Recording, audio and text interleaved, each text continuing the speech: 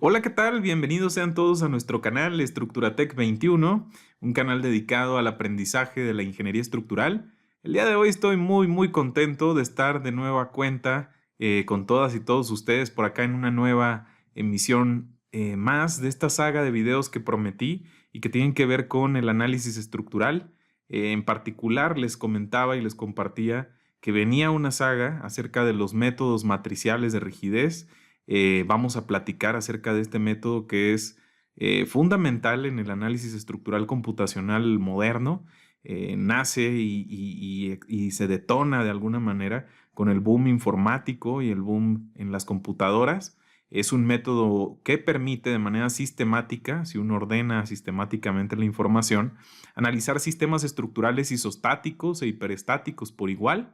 Y el día de hoy vamos a platicar de su aplicación y su desarrollo para el análisis de armaduras, es decir, elementos tipo armadura. Vamos a hacer un recorrido general acerca de los conceptos detrás de este método para que primeramente comprendan cómo se genera una matriz de rigidez local, cómo se genera una matriz de rigidez global, qué es una matriz de transformación de desplazamientos y de fuerzas y cómo las usamos para poder llegar a generar una matriz de rigidez local. Y por supuesto vamos a platicar para qué nos sirve, cómo llegamos a nuclear las matrices de rigidez globales de cada elemento en lo que se conoce como la matriz de rigidez global de todo el sistema estructural. Y una vez que la configuramos, ¿para qué la usamos? ¿Cómo la usamos para obtener reacciones, desplazamientos y sobre todo elementos mecánicos internos? En este caso vamos a hacer el recorrido en las armaduras y por supuesto la saga va a ser amplia porque vamos a estar abordando los temas que tienen que ver con vigas, marcos, primero planos y luego en 3D. Vamos a ver si hacemos por ahí un ejercicio, un caso en particular de cada uno de estos escenarios. Y el día de hoy vamos a platicar acerca del método. Esta es la primera parte, digamos, del video. En la segunda vamos a usar el método una vez que lo comprendamos para poder solucionar de manera práctica. Vamos a ver si lo hacemos en Excel o en MATLAB para hacerlo muy práctico el ejercicio ya de aplicación una vez que hayan comprendido este método. Así que vamos a comenzar. Si no se han suscrito al canal, pues por supuesto que están esperando, suscríbanse, denle clic ahí a la campanita de notificaciones para que pues, se puedan enterar cada que se publica y cada que publico y comparto nuevo material por acá.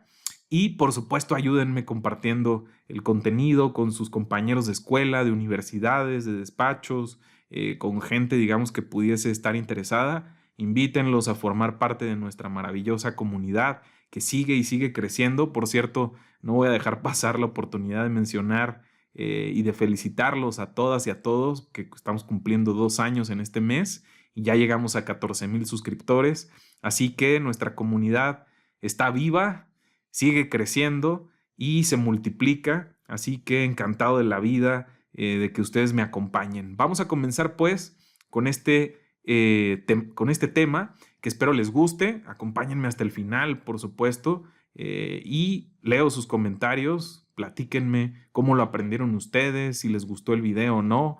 Déjenme por acá los comentarios que por supuesto son mi batería y mis pilas para seguir trabajando en este canal. Acompáñenme pues, vamos a comenzar.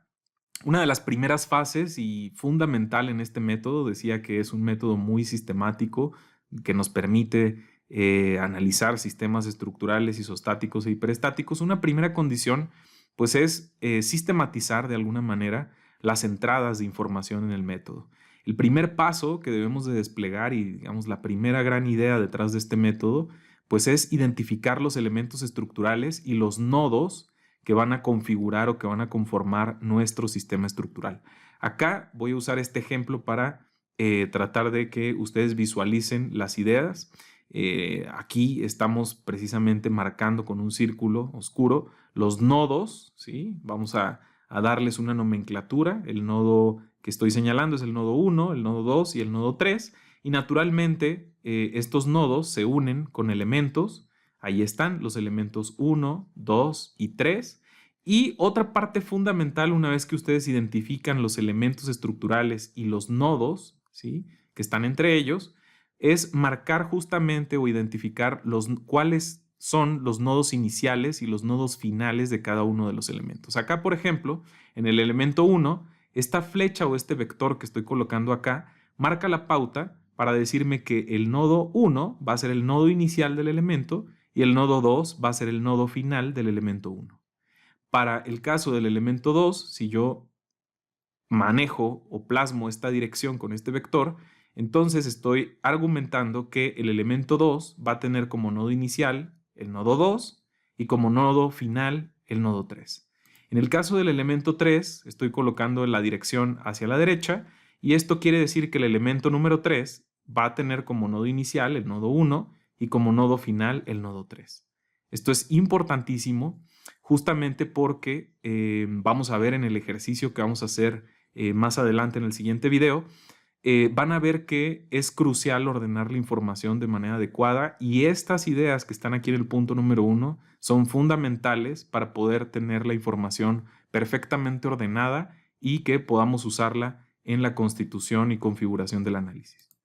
Muy bien, como segundo paso es también importantísimo que hablemos de los sistemas de coordenadas. Ya discutimos los nodos y los elementos, acá estoy dejando los elementos y el primer concepto que deben de entender es justamente el de el sistema de coordenadas globales. Las coordenadas globales, digamos, si marcamos un sistema X y Y en cualquier punto de este espacio que está aquí, que es el slide, este sistema se llama sistema de coordenadas globales y nos sirve como la referencia global, ¿sí? Los ejes de referencia globales para poder identificar las coordenadas de cada uno de los nodos de nuestra estructura.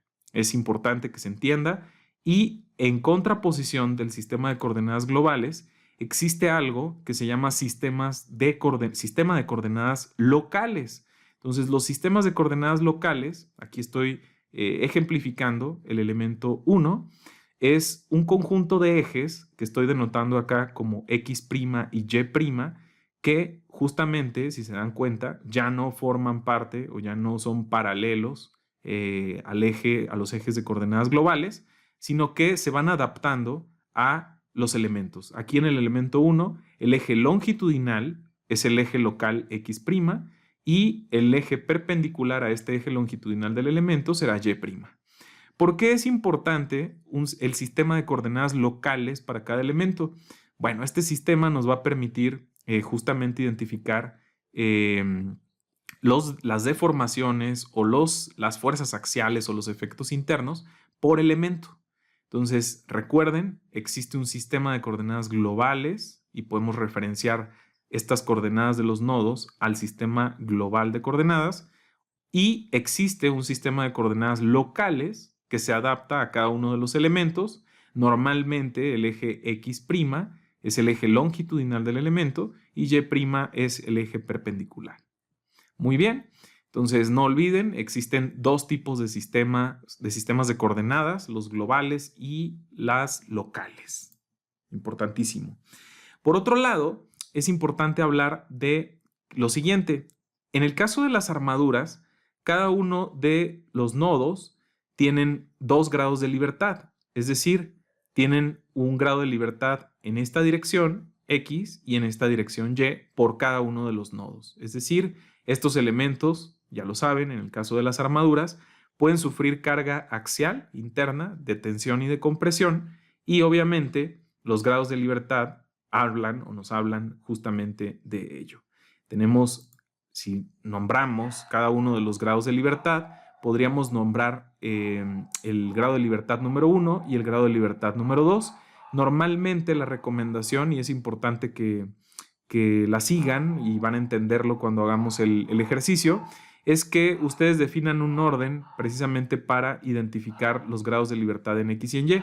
Acá, por ejemplo, yo voy a colocar el primer número, o el primer identificador al grado de libertad en X y el segundo a el grado de libertad en Y. Si me voy al siguiente nodo, van a ver que sigo el patrón, el siguiente elemento y empiezo, el 3 lo asigno al grado de libertad en X y el 4 al grado de libertad en Y. Entonces es importante seguir con esa lógica. Ahorita voy a explicar por qué están marcados en color rojo, que es muy interesante esto, Vean que sigo con la misma lógica. El elemento o el indicador del grado de libertad en X del nodo 3 es 5 y el vertical es 6. Entonces fíjense, 1, 2, 3, 4, 5, 6. Ahora voy a explicar por qué es que estoy colocando en color azul y en color rojo y por qué estoy dejando hacia el final, si algunos de ustedes se percataron. Fíjense que los últimos grados de libertad que yo dejé y que marqué en rojo, ¿sí? Los últimos a los que les asigné los números 4, 5 y 6, justamente son los grados de libertad que están restringidos. Fíjense bien, en el nodo 1 tenemos un apoyo articulado o roller y fíjense que el grado de libertad asociado, digamos, al eje Y está restringido, está libre totalmente el X y por eso le puse el número 3. Si volteamos a ver el nodo 2, vemos que los dos grados de libertad asociados al nodo 2 están sin restricción, por eso empecé por ahí, 1, 2, luego le puse el 3 al siguiente grado de libertad no restringido, que es justamente el horizontal, ¿sí? Aquí se puede mover por el roller, y luego inmediatamente al siguiente, que está restringido en ese mismo nodo 1, le puse el grado de libertad, lo nombré con el 4. Y si nos vamos a el nodo 3, vemos que también están en rojo y dejé al final también el grado de libertad 5 y 6, dado que tenemos un apoyo simple y ya lo saben, los grados de libertad asociados a este apoyo o a esta frontera pues están restringidos, dada la condición de soporte que vemos acá, que es de apoyo simple. Es importante, y ahorita quizá no quede tan claro por qué estoy dejando hacia el final los indicadores de los grados de libertad que están restringidos, pero lo van a entender más adelante cuando hagamos el caso. Conviene que sigamos esta lógica para que la matriz de rigidez global del sistema nos quede ya ordenada. Si no lo hacemos así y asignamos en cualquier orden los grados de libertad con sus nomenclaturas, no pasa nada. Lo único es que tendremos que desarrollar un paso adicional para reordenar la matriz de rigidez global del sistema. Entonces, recapitulando las ideas, asignamos los primeros números a los grados de libertad en los nodos libres, ¿sí? Donde hay grados de libertad sin restricción, que es 1 y 2. Luego voy con el grado de libertad no restringido, acá, que es el 3. Y por último, observo que los que me quedan están ya restringidos, 4, 5 y 6. Y también, importante, no lo olviden, voy a asignarle 1 al horizontal, 2 al vertical, 3 al horizontal, 4 al vertical, 5 al horizontal, 6 al vertical. Siempre respetando el orden en el que estoy asignando estos grados.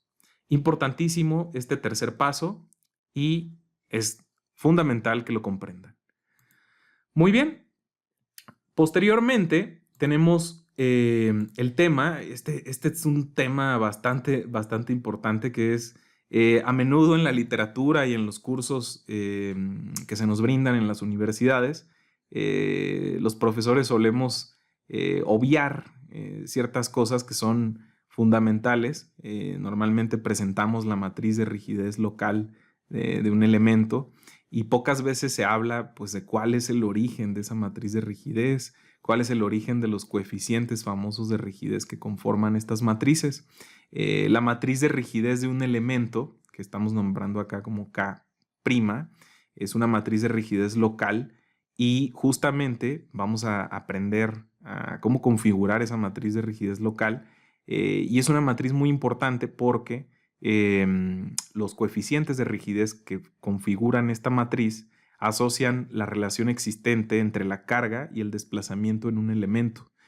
Y es importantísimo, se llama matriz de rigidez local porque, lo decíamos, está asociada al sistema de coordenadas locales. De ahí que se llamen matriz de rigidez local. Si se dan cuenta, estoy aislando un elemento y vemos los ejes X' y Y'. Son ejes locales y voy a explicar cómo llegar a la matriz de rigidez local, que es importantísimo y muy interesante que lo entiendan. Fíjense bien acá, vamos a empezar con el elemento de la izquierda. Si yo tomo al elemento 1, por ejemplo, de esa armadura que veíamos hace un momento, o a cualquier elemento de cualquier armadura con cualquier ángulo, acá está representado justamente por la inclinación. Tenemos un apoyo, o estoy restringiendo el apoyo con un apoyo simple la frontera.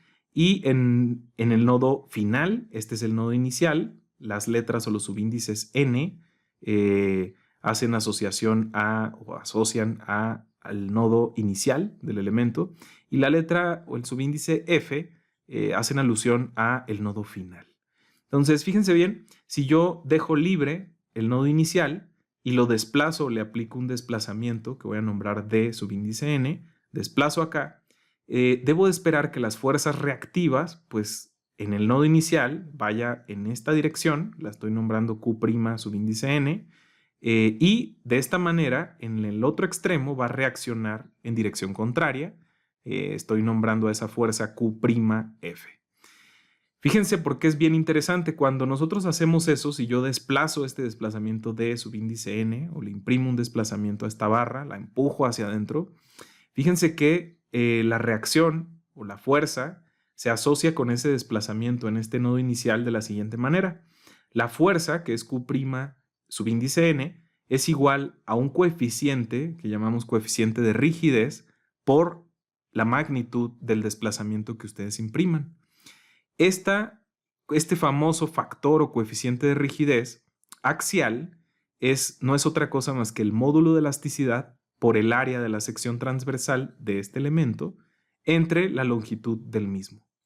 Entonces, si ustedes dividen el producto del módulo elástico del material constitutivo de la barra por el área de la sección transversal y lo dividen entre su longitud, eso constituye la rigidez axial del elemento. Y justamente esta rigidez asocia el desplazamiento en el nodo inicial con la fuerza en ese nodo. Si nosotros volteamos a ver el cálculo de esta fuerza que está del otro lado, ¿sí?, producto de este desplazamiento, veremos que tenemos que asignarle un signo negativo porque el eje de coordenadas locales, que es x', tiene su sentido positivo en esta dirección, mientras que la fuerza Q'F está justamente actuando en la dirección contraria.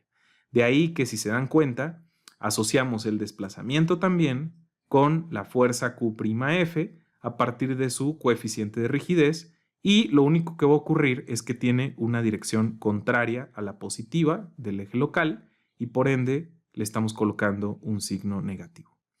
Lo mismo, vamos a repetir este proceso, pero ahora, fíjense bien en este caso, estoy sujetando, ¿sí?, el nodo inicial, y ahora lo que voy a hacer es estirar o desplazar un desplazamiento de subíndice f en alusión al nodo final. Estoy desplazando y veo que justamente se van a generar dos fuerzas, Q'F y Q'N. Repito, n es en el nodo inicial y f es en el nodo final. ¿Cómo van a reaccionar? Bueno, pues interesante, si aquí está justamente el apoyo y yo jalo o aplico el desplazamiento hacia allá en dirección positiva, debo esperar que la reacción o la fuerza reactiva pues sea negativa. De aquí el signo negativo. Y en el extremo, en el nodo final, pues vemos que el signo es positivo. Si se dan cuenta, vuelve a aparecer o se vuelve a asociar el desplazamiento que hemos impreso en el nodo final con la fuerza a través del coeficiente de rigidez. Muy bien, pues ahora resulta que si yo sumo estas dos cosas que acabo de hacer, si se dieron cuenta, en el primer paso sujeté el nodo final y desplacé el inicial. Si yo repito la operación como lo describimos ahora, sujetando el nodo inicial y desplazando el final, y yo lo superpongo, acuérdense del principio de superposición, pues entonces tendré el problema donde aplico los desplazamientos en los extremos y se imprimen fuerzas. De aquí es justamente que tenemos lo siguiente. Si yo quisiera conocer la fuerza total ya producto de los dos desplazamientos en el nodo inicial y en el nodo final, como lo analizamos, pues tendríamos que sumar las dos componentes, Q'N, lo que ocurrió acá en el nodo inicial, cuando hice el primer movimiento, más lo que sufrió de fuerza, o la fuerza a la que se imprimió derivado del desplazamiento en F, que es Q'N en el nodo inicial. Y si yo lo sumo, me traigo las expresiones que acabamos de calcular en el slide anterior y las coloco aquí. Noten que estamos asociando a los desplazamientos en el nodo inicial y desplazamiento en el nodo final porque son Q' y Q'B'. Esto para el nodo inicial.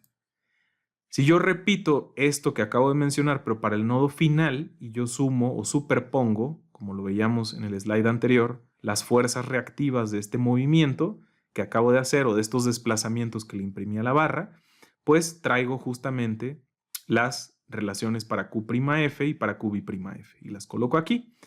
Esto justamente me permite calcular las fuerzas en el nodo inicial y en el nodo final derivadas de los dos desplazamientos, repito, de N y de F con las condiciones de sujeción que discutimos anteriormente. De acá, justamente, si yo traigo estas expresiones, vemos que estas expresiones yo las puedo reordenar de la siguiente manera. Vemos que se repiten los coeficientes de rigidez, ¿sí? EA sobre L están justamente en las dos ecuaciones simultáneas, lineales y simultáneas, y están los desplazamientos de N y de F. De tal suerte que esta expresión o estas dos ecuaciones simultáneas las puedo expresar en su forma matricial. Aquí aparecen los dos elementos del vector, que son las fuerzas locales en el nodo inicial y en el nodo final, y van a ser iguales a una matriz que está aquí, las estoy señalando en azul, que va a contener justamente los coeficientes de rigidez axial que tenemos acá. Estamos sacando o factorizando de alguna manera el coeficiente y ya nada más dejo los signos con el 1. ¿Sí? Es lo mismo que si viéramos este factor al interior de esta matriz, tal como lo tenemos acá. Y del otro lado, pues tengo el vector con los dos desplazamientos, el desplazamiento n en el nodo inicial y en el final. Importantísimo lo que acabamos de hacer porque resulta que esta matriz que está aquí en azul y que les he señalado es lo que se conoce como matriz de rigidez local del elemento. Justamente es una matriz que incluye los coeficientes o los factores de rigidez, ¿sí?, que asocian los desplazamientos en coordenadas locales del elemento con las fuerzas de ese elemento también en coordenadas locales. De ahí las minúsculas, vemos que Q es igual a K' por D. Esta es una expresión o una ecuación matricial y acá está desplegada. Conclusión, hemos obtenido o han conocido el origen justamente de la matriz de rigidez local del elemento. Así, K' va a ser igual a el módulo de elasticidad por el área de la sección transversal de su elemento entre su longitud por justamente esta matriz que incluye los factores con los signos que hemos discutido para la obtención de la misma. Interesantísimo e importante que entiendan justamente que las matrices de rigidez asocian o relacionan los desplazamientos que son efectos en un sistema, en este caso en un elemento, en coordenadas locales, con las fuerzas. Es decir, fuerza, aquí está, Q, igual a rigidez por desplazamiento. O dicho de otra manera, acción igual a rigidez por efecto. Es decir, la matriz de rigidez asocia las acciones con los efectos en el sistema. En este caso, en el elemento, dado que apenas estamos desarrollando la matriz de rigidez local. Muy bien. Hay dos conceptos importantísimos que nos permiten migrar. Al principio platicábamos que existe un sistema de coordenadas locales y un sistema de coordenadas globales. Lo que vamos a ver como paso 4 y que van a conocer es que existe algo que se llama matriz de transformación de desplazamientos y matriz de transformación de fuerzas. Vamos a empezar desarrollando la matriz de transformación de desplazamientos. ¿Y para qué nos funcionan estas matrices que estoy mencionando? Muy sencillo, nos permiten mapear o transformar las fuerzas y o los desplazamientos de coordenadas locales, tal como lo veníamos desarrollando en las láminas anteriores, a coordenadas globales, ¿sí? El desarrollo que acabamos de obtener, en el que obtuvimos la matriz de rigidez local del elemento, recuerden, nos permitía asociar o relacionar el desplazamiento en coordenadas locales del elemento con las fuerzas del elemento en coordenadas locales. Las matrices de transformación precisamente nos permiten mapear de estos efectos de fuerza o de desplazamiento, según se quiera, de coordenadas locales, como las tenemos desarrolladas en lo que vimos anteriormente, a coordenadas globales. Así que es fundamental que comprendan el origen de una matriz de transformación, en este caso de desplazamientos. Es muy sencillo, pongan atención, fíjense bien, lo que vemos acá es el mismo elemento con el nodo inicial n y el nodo final f. Vemos que estamos superponiendo o empalmando el sistema de coordenadas locales, que se acuerdan que era x' y y', aquí lo tenemos y está en la dirección del elemento, y estamos acá colocando el sistema de coordenadas globales x y y, ¿sí? Tal como lo veíamos al principio. Lo que vamos a hacer acá es justamente obtener relaciones que permitan llevar un efecto, ya sea desplazamiento o fuerza, en la barra, de coordenadas locales x', y', a coordenadas globales x y y. De esta manera es que surge el concepto de ángulos directores y cosenos directores. Acá los ángulos que existen, fíjense bien, entre el eje global x y el eje local x', este ángulo que estoy señalando acá se conoce como ángulo director y normalmente lo denotamos con teta subíndice x. Y del otro lado, vemos que tenemos un ángulo que se llama ángulo director, teta subíndice y, que permite proyectar el efecto de la barra, puede ser desplazamiento o fuerza, referido al eje de coordenadas globales, que es el eje y. De esta manera, lo que vamos a hacer acá es calcular los cosenos de estos ángulos directores. Los cosenos de estos ángulos directores se conocen como cosenos directores. Lo que ven acá es el coseno director en x, que se va a nombrar como lambda subíndice x, va a ser igual al coseno de nuestro ángulo director. Y del otro lado tenemos el coseno director en y, que va a denotarse con lambda subíndice y. Si nosotros pensamos en lo siguiente, que es, ¿cómo puedo hacer para calcular el coseno de este ángulo? Lo que estoy haciendo es justamente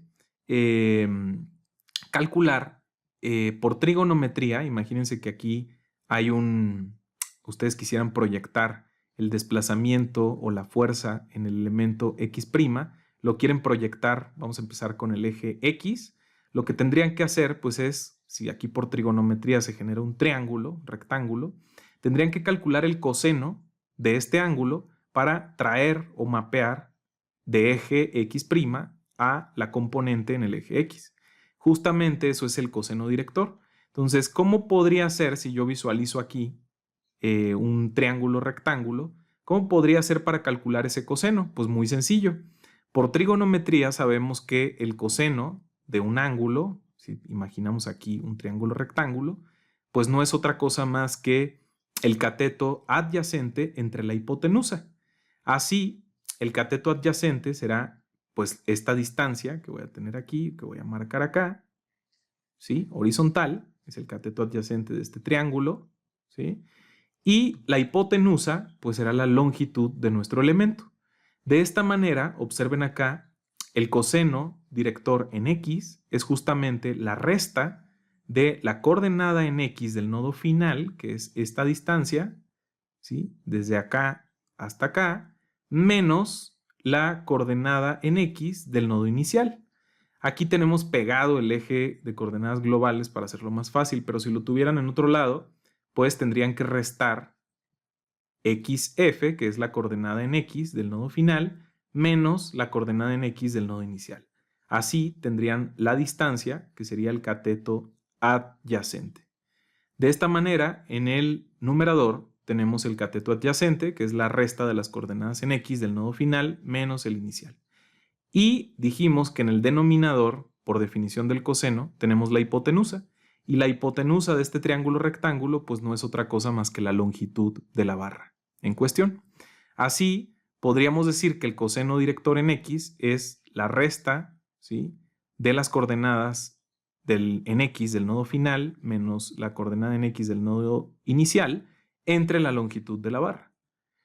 Si nosotros todavía quisiéramos desarrollar aún más para obtener la longitud en función de las coordenadas del nodo inicial y del nodo final, pues estarían de acuerdo conmigo en que por el famoso teorema de Pitágoras podríamos calcular la hipotenusa de este triángulo calculando la raíz de la suma de los cuadrados del cateto adyacente más el cateto opuesto. De esta manera podemos llegar a esta expresión. Estamos restando las coordenadas en X, que es el cateto adyacente, y si yo resto la coordenada en Y del nodo final menos la coordenada en Y del nodo inicial, tendría justamente la magnitud o la longitud del cateto opuesto. De esta manera vemos desarrollado aquí el teorema de Pitágoras. La raíz de la suma de los cuadrados de los catetos nos da justamente la hipotenusa, que es la longitud de nuestro elemento. De esta manera, puedo, con las simples coordenadas de los nodos inicial y final, calcular los cosenos directores del elemento. Lo mismo para la dirección Y, podríamos llegar o desmenuzar lo que acabo de explicar. Para la dirección Y, llegaríamos a esta expresión. El único cambio es que ahora manejamos las coordenadas en Y. Las coordenadas en Y del nodo final menos la coordenada en Y del nodo inicial entre la longitud. Y la longitud, repito, la expresamos como la hipotenusa de este triángulo en la expresión que tienen por acá. Así hemos calculado entonces los cosenos directores. Ahora, ¿para qué nos sirven los cosenos directores? Voy a desmenuzar aquí el caso del desarrollo de la matriz de transformación de los desplazamientos y es muy interesante. Dijimos que en cada extremo de un elemento que configura una armadura existen dos grados de libertad o dos desplazamientos independientes. Si nosotros desplazamos en un primer ejercicio, desplazamos en X la barra, fíjense, tengo la barra aquí, la estoy apoyando, la estoy restringiendo en el nodo final y el nodo inicial lo agarro y lo desplazo en X, podría calcular justamente con el coseno director, como lo discutimos, podría proyectar y calcular el desplazamiento en el eje local, X', como ese desplazamiento que di en X por el coseno director en X. Y si yo desplazo la misma barra, la sujeto en el nodo final y desplazo en Y el nodo inicial, vemos que podría relacionar ese desplazamiento que yo le di en el nodo inicial en la dirección Y, lo podría asociar o proyectar justamente al desplazamiento a lo largo del eje longitudinal del elemento como el desplazamiento en Y por el coseno director, pero ahora en Y. De esa manera, podría decir que el desplazamiento inicial de esa barra es la suma de las componentes en X y en Y que he obtenido justamente con los desplazamientos verticales y horizontales. Entonces, el desplazamiento de la barra pues es justamente la suma de esas proyecciones o de esas componentes en X y en Y. Si yo repito la operación, pero ahora en el nodo final, que es el F, pues entonces obtendría la misma expresión, ¿sí?, con las proyecciones, solo que respecto a los desplazamientos en el nodo final del elemento en X y en Y. De esa manera, si yo reescribo esta ecuación que ven por acá, si se dan cuenta, estamos relacionando un desplazamiento en coordenadas locales con los desplazamientos respecto o referidos a el sistema de coordenadas global a través de los cosenos directores. De esta manera, si yo cambio las variables de los cosenos directores por las lambdas, que dijimos que eran iguales, llego a estas dos ecuaciones simultáneas. Y resulta que esas dos ecuaciones simultáneas, pues las puedo expresar también de manera matricial. Fíjense lo interesante acá. Puedo asociar los desplazamientos en los nodos inicial y final en coordenadas locales en el elemento con los desplazamientos en coordenadas globales. Fíjense bien, porque aquí hay algo muy interesante. Hay desplazamientos, cuando hablamos de los desplazamientos en coordenadas globales, tenemos las proyecciones en X y Y porque tenemos el sistema de coordenadas global para el nodo inicial y para el nodo final.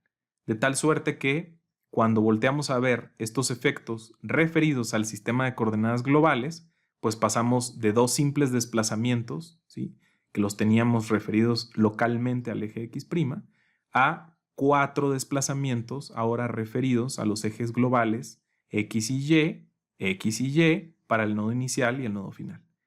Bueno, pues resulta que esta matriz que está aquí en el medio, que contiene a los cosenos directores, acuérdense, lambda x y lambda y son los cosenos directores, es lo que se conoce como la matriz de transformación de los desplazamientos.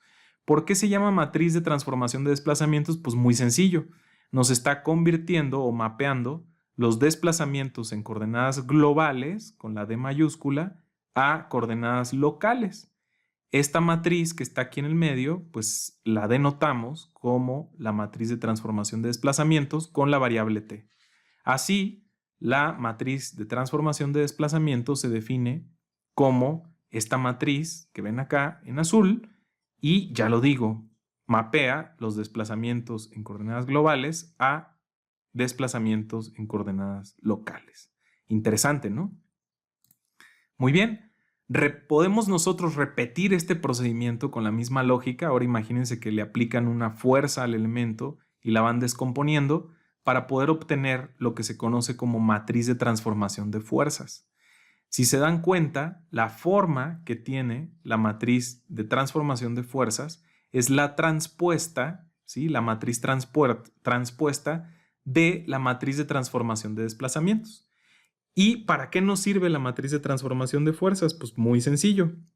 Nos está permitiendo mapear de las fuerzas en coordenadas locales en el elemento a las fuerzas en coordenadas globales. Así que la famosa matriz de transformación de fuerzas permite mapear de coordenadas locales las fuerzas a coordenadas globales. Y además, interesantísimo, resulta que esa matriz de transformación de fuerzas es la transpuesta de la matriz de transformación de desplazamientos. Acá lo denotamos en su forma de ecuación. Q mayúscula, que son las fuerzas en coordenadas globales, es igual a la transpuesta de la matriz de transformación de desplazamientos, que es la matriz de transformación de fuerzas, por el vector que incluye a las fuerzas en coordenadas locales. Entonces, en resumen, la matriz de transformación de fuerzas es la transpuesta, y de ahí el superíndice T, de la matriz de transformación de desplazamientos. Interesante, ¿no?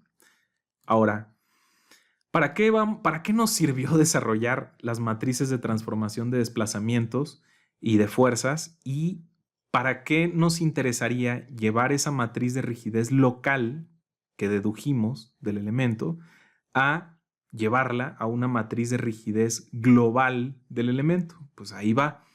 Vamos a hacer una serie de pasos en el álgebra matricial, que vamos a ver aquí a continuación, para poder llevar la matriz de rigidez local que habíamos descrito y que desarrollamos con sus factores de rigidez a una matriz de rigidez global de cada uno de los elementos de esta armadura.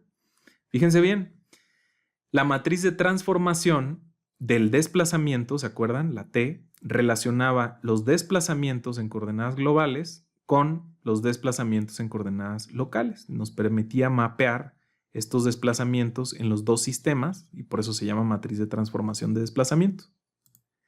Por otro lado, llegamos a la conclusión de que la matriz de rigidez local de cada elemento asocia los desplazamientos o los efectos en un elemento con las fuerzas. ¿Se acuerdan? Pues aquí está la matriz de rigidez local que denotábamos como K', K minúscula prima, y asociaba los desplazamientos con las fuerzas en el elemento. Bueno, si nosotros sustituimos justamente esta matriz de desplazamientos en coordenadas locales que tenemos acá, me traigo, decimos acá que la matriz de desplazamientos en coordenadas locales es igual a la matriz de transformación de desplazamientos por la matriz de desplazamientos en coordenadas globales. Si yo sustituyo estos dos elementos en esta ecuación, puedo decir que la matriz de fuerzas en coordenadas locales la puedo asociar ya no con los desplazamientos locales, sino ahora, si yo lo sustituyo por T, la matriz de transformación de desplazamientos por los desplazamientos en coordenadas globales, me lo traigo para acá o sustituyo D minúscula por TD mayúscula, entonces fíjense lo interesante, estoy asociando con esta sustitución, estoy asociando las fuerzas, ¿sí? El sistema o la matriz de fuerzas locales del elemento con los desplazamientos globales. a partir de la matriz local del elemento. Entonces vean la trascendencia y el juego que tiene la matriz de transformación de desplazamientos. Aquí está premultiplicando a los desplazamientos globales y estoy usando la matriz de rigidez local del elemento para asociar los desplazamientos globales con las fuerzas locales. Interesante, ¿no? Vean el uso que tiene la matriz de transformación. Y por otro lado, decíamos que la manera en la que nosotros asociamos las fuerzas locales con las globales en el sistema de coordenadas globales es a través de la famosa matriz de transformación de fuerzas, que es la transpuesta de la matriz de transformación de desplazamiento. Pues muy bien, me traigo la expresión que acabo de obtener de la lámina anterior que asocia las fuerzas locales con los desplazamientos globales y lo que voy a hacer es sustituir justamente en la expresión que tengo acá, estoy sustituyendo el valor de Q. Q, que es la matriz de fuerzas en coordenadas locales, la sustituyo por K' por T por D en esta expresión. Y entonces, vean lo interesante. Estoy asociando las fuerzas en coordenadas globales con los desplazamientos en coordenadas globales a partir de la matriz de rigidez en coordenadas locales.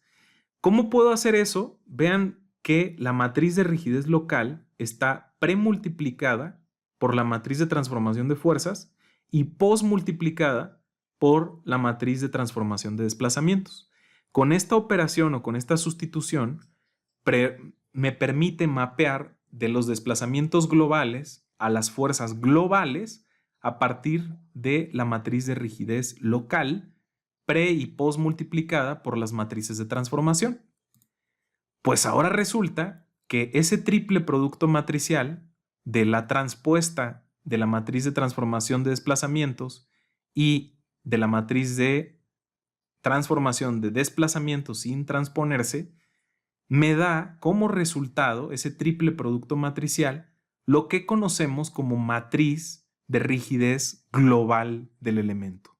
Así, con esta operación, yo puedo decir que K', que es la matriz de rigidez global del elemento, se asocia con la matriz de rigidez local de ese elemento a partir de premultiplicar por la matriz de transformación de fuerzas y posmultiplicar por la matriz de transformación de desplazamientos.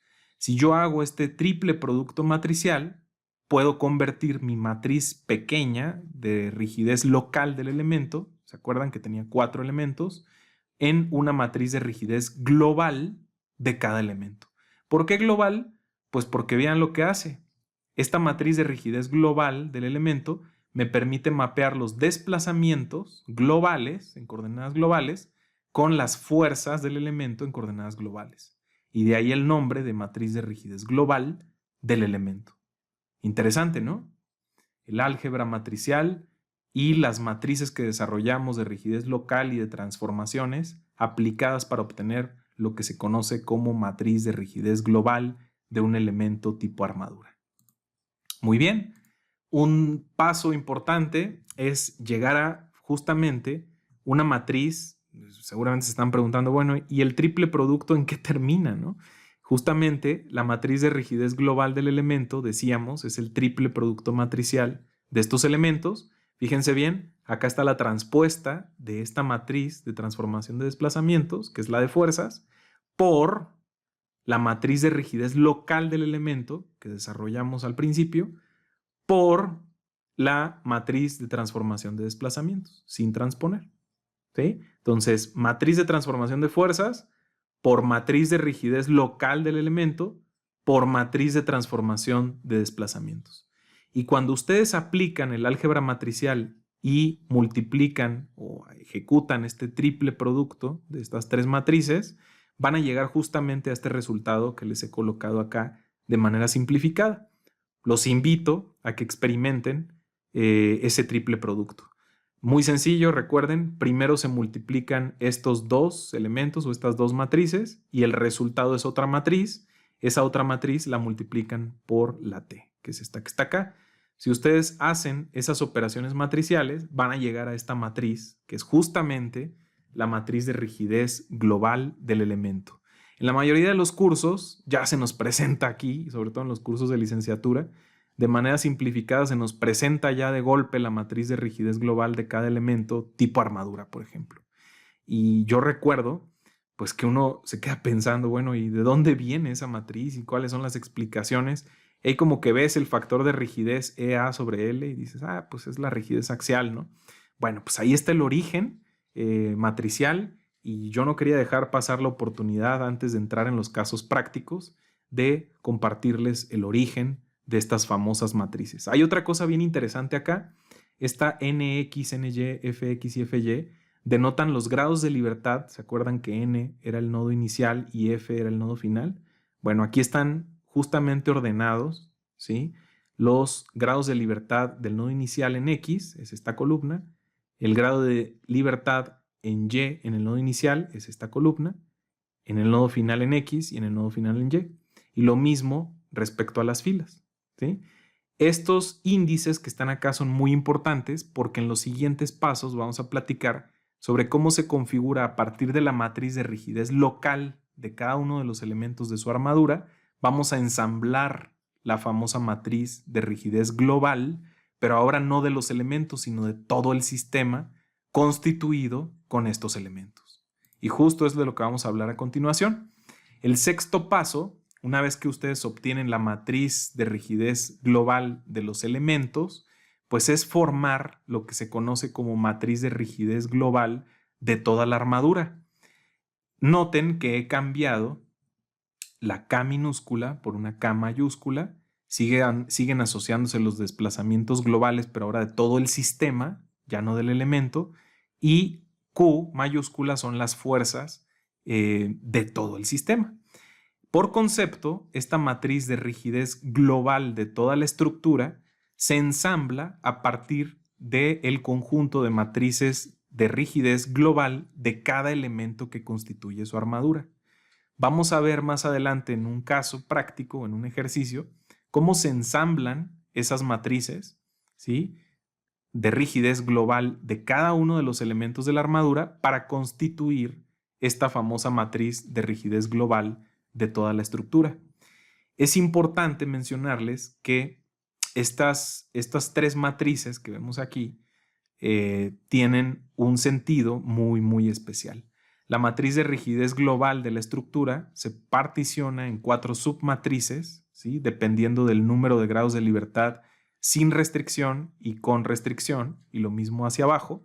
Se subdivide en 4 submatrices y podemos calcular con esta subdivisión lo siguiente. El vector Q incluye justamente las fuerzas, ¿sí?, en el sistema y el vector D los desplazamientos en el sistema. Las Q subíndice K, este vector lo podemos también subdividir entre grados de libertad no restringidos y restringidos. Los no restringidos van a ser las fuerzas externas en la estructura y los restringidos serán las reacciones, que es Q subíndice U. Eso es lo que nos interesa, ¿no?, obtener las reacciones. Y del otro lado de los desplazamientos, resulta que tenemos los desplazamientos en los grados de libertad no restringidos, que van a ser precisamente los desplazamientos que estamos buscando en todos los nodos libres, cuánto se desplazó en X y en Y, cada uno de los nodos, y D subíndice K, pues van a ser los desplazamientos en los grados de libertad restringidos. Si están restringidos, pues esos desplazamientos serán nulos, a menos que quieran considerar un problema con asentamientos. Eso lo veremos un poco más adelante y lo dejo ahí en el tintero para que lo reflexionen. Por último, pues, ¿para qué hacemos todo esto de constituir las matrices de rigidez globales del elemento y luego condensarlas para poder configurar una matriz de rigidez global? Pues muy importante. Estamos hablando de análisis, ¿no? Los desplazamientos de la estructura en los nodos desconocidos o en los nodos con los grados de libertad no restringidos, pues los vamos a poder calcular invirtiendo la submatriz K11 y premultiplicando esa inversa por el vector que incluye las cargas en los nodos. Entonces es interesantísimo podemos calcular los desplazamientos en los nodos con los grados de libertad sin restricción como la inversión o la matriz inversa de K11 por el vector de cargas nodales externas. Interesante. De esta manera obtenemos los desplazamientos de la estructura en coordenadas globales. Mientras que el otro interés es obtener las reacciones en esta armadura. Si ustedes están analizando una armadura hiperestática, bueno, pues será de sumo interés obtener sus reacciones. ¿Y cómo vamos a obtener las reacciones? ¿Se acuerdan que era Q subíndice U? Eran las fuerzas en los grados de libertad restringidos, que son las reacciones. Pues va a ser muy sencillo. Cuando ustedes obtengan este vector de desplazamientos acá en el paso anterior, lo traen para acá y entonces vamos a premultiplicar esta submatriz de la matriz global de la estructura por esos desplazamientos. Y de esta manera vamos a obtener las reacciones. Hay otro paso más que es cómo obtener los elementos mecánicos internos de cada una de las barras con una operación también de este tipo utilizando estas submatrices. Espero les haya gustado y me hayan acompañado. Para mí es fundamental hablar de este método y explicar el origen de los conceptos de matriz de rigidez local, matriz de rigidez global del elemento, cómo ensamblar una matriz de rigidez global de la estructura a partir de los elementos, qué es una matriz de transformación de desplazamiento, qué es una matriz de transformación de fuerzas y cómo las obtenemos, cuáles son los orígenes. Creo que es fundamental que quede claro como preludio o como preámbulo al siguiente video que se viene, que es la aplicación de esto que acabamos de ver hacia la solución de un problema práctico con una armadura hiperestática que vamos a resolver a partir del método matricial de rigidez. Importantísimo, sé que es mucha información. Vean de nueva cuenta el video. Si están estudiando apenas estos temas y no los conocían, les sugiero que regresen de nuevo el video, que espero no haya quedado muy largo, y le echen un vistazo para que comprendan cada una de las definiciones que acabo de hacer y se conecten de manera fácil con esta maravillosa temática que les digo está detrás de los programas comerciales de cómputo. Ya de aquí lo que sigue es solucionar un ejemplo y por qué no programar este algoritmo para solucionar cualquier tipo de armadura hiperestática o isostática. Les mando un fuerte y caluroso abrazo, síganse cuidando, estamos en esta tercera ola y espero que todos estén muy bien, todas y todos estén muy bien y se sigan por supuesto cuidando muchísimo. Les mando un fuerte y afectuoso abrazo, déjenme acá en sus comentarios si quedó claro, si les trajo recuerdos de sus estudios de análisis estructural, computacional o matricial. Me gustaría leerles y comentar con todos ustedes este video, que espero les haya gustado. Regálenme un like. Ya se viene el video práctico, pero este video era crucial para que pudiesen contextualizar y entender lo que viene en la aplicación. Un fuerte abrazo, cuídense mucho y nos vemos en nuestro próximo video.